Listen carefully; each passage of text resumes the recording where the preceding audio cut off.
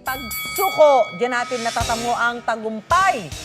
Ancho. Lalo na sa ating mga atleta at wala pa rin makakatumba sa matinding suporta ng kanilang pamilya at iba pang mga mahal sa buhay. Pero sa kanilang pinagdadaanan, kaagapay pa rin nila sa tagumpay ang kanilang coaches.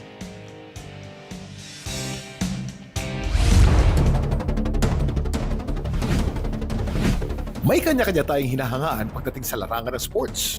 Pero sa likod ng tagumpay ng mga manlalaro, malaki rin ang ambag sa kanilang pagkapanalo ng kanilang mga coach. Ang dating manlalaro ng national team na si Ryan Moreno, ngayon ay nagtuturo na ng boxing. Namaro ako ng Asian Games. Nakapag-uwi po ako ng silver medal. Gold din ako doon. 2016 yun sa Australia. Tsaka din sa Finland, nakapag-uwi din po ako ng silver din doon. Nagsimula po siya nung way back 2019 na mas po ako sa national team dahil naka-enjoy din ako noon. Miss ko po ipag-compete eh. Instead na narasan na ako, may nag-offer sa akin na ito, magpili ka ba mag-coach ng ganito? Bago lumaban sa ring ang mga boksingero, kailangan ng preparasyon. Kaya mas lamantayan sa mga pagkain, sa timbang nila, para condition tayo sa laban. Minsan, na-inspiring ko sila para makakuha din sila ng technique galing sa akin. Parang nagbibigay ng boost sa kanila, kaya baganin mo din sila para makinig sila sa'yo sa mga instruction mo. 2 oras daw kada araw nag-iensayo ang mga boksingero. Meron po ako ngayon mga 20 na mga boxer na inahawakan na sabihin lalaban sa national tournament. Malaki daw ang tiwala kay Coach Ryan, ang gold medalist ng Philippine ROTC Luzon leg na si Vincent.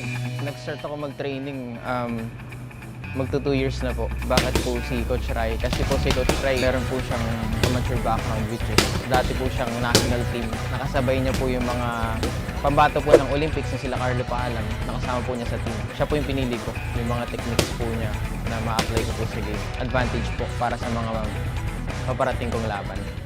Hindi raw biro ang pinagdaanan niyang ensayo kay Coach Ryan. Sa umaga po, meron po kaming session ng endurance po, mga 2 hours po, average. Sa tanghali naman po, meron po kaming training na yung boxing na po mismo. Tutunan ko sa kanya is yung dedication po, at saka po yung discipline. Kasi minsan po, di ka po palaging motivated kaya doon po papasok yung dapat po meron ka pong disiplina. Kasi meron po mga skills na kailangan mong i-acquire. Hindi man manlalaro ng aerobics gymnastics, nasa puso naman ni Maricar Dehan ang pagtuturo sa mga batang atleta. Nag-start po talaga ang pagiging coach ko po noong 2016 na kung saan ang aerobic gymnastics po ay gagawin na pong demo sport sa palarong pangbansa.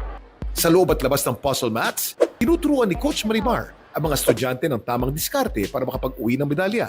Naroon po yung 24/7 na pagbabantay. Pagdating naman po sa pagkain, talagang ako po ay nagbibilin, hindi lang sa mga bata, kundi po pati sa mga magulang nila na bantayan ang pagkain ng mga athletes. Sa ngayon po, nagkakandak po kami ng training weekends po.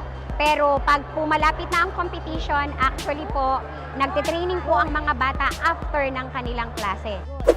Ang ilan sa kanilang gymnasts nakapag-uwi ng medalya mula sa palarong pambansa.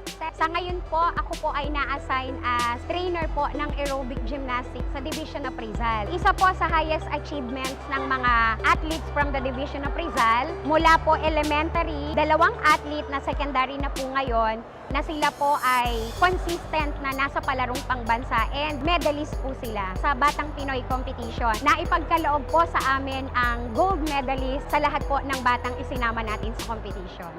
Ang gold medalist ng palarong bansa sa aerobics gymnastics na si Dustin, matyagang tinuturuan ni Coach Maricar.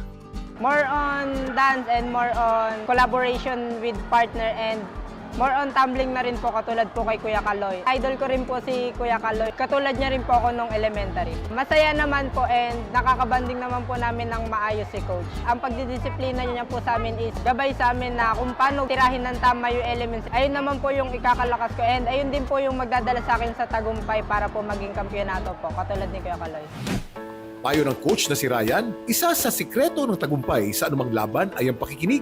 Lalaban ka lang diskarte, pero yung coach mismo yung nakakita kung ano yung mga mali, ano yung dapat ipatama sa kalaban para manalo. Patuloy namang susuportahan ni Coach Maricar ang pangarap ng mga atleta.